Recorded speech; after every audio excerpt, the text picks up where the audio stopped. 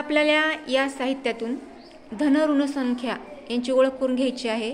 सोबतच त्यांच्यातील लहान मोठेपणा, बेरीज व्यस्त संख्या आणि गुणाकार व्यस्त संख्या यांची ओळख करून घ्यायची आहे. चला बरं, एक जण सांगा आता. हे आहे ऋण 7 आणि हे आहे धन 7. हे दोघं एकमेकांचे बेरीज व्यस्त संख्या आहेत. हे आहे ऋण 7 आणि हे आहे ऋण 1/7. हे दोघं एकमेकांचे गुणाकार व्यस्त संख्या आहेत.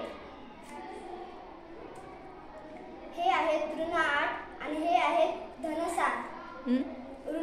ऋण 7 या दोघांपैकी मोठी संख्या आहे ऋण 7 आणि या लहान संख्या आहे ऋण 8. हे आहेत ऋण 7 आणि हे आहेत ऋण 6. या दोघांमध्ये मोठी संख्या आहे ऋण 6 आणि लहान संख्या आहे ऋण 7. हे आहेत ऋण 7.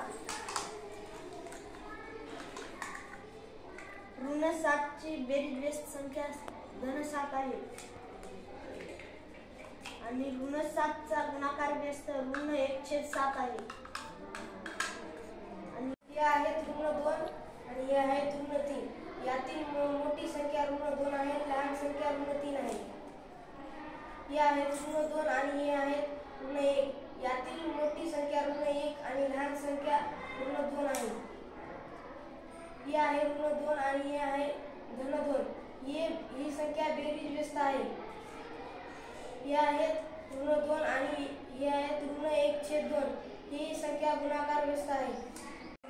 ऋण 3 हे आहेत धन 3. हे दोघं एकमेकांचे बेरीज व्यस्त आहेत.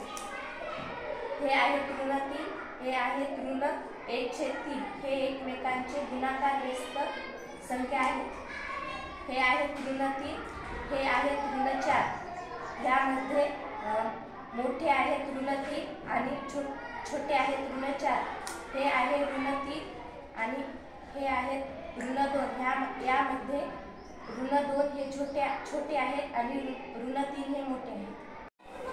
हे आहेत ऋण 8 आणि हे आहे धन 8. यातील धन 8 ही मोठी संख्या आहे आणि ऋण 8 ही लहान संख्या आहे.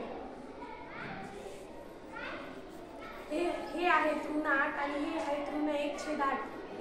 यातील हे एकमेकांचे गुणाकार व्यस्त संख्या आहेत. हे आहेत ऋण 8 आणि हे आहेत ऋण 9. यातील मोठी संख्या आहे ऋण 8 आणि लहान संख्या आहे ऋण 9.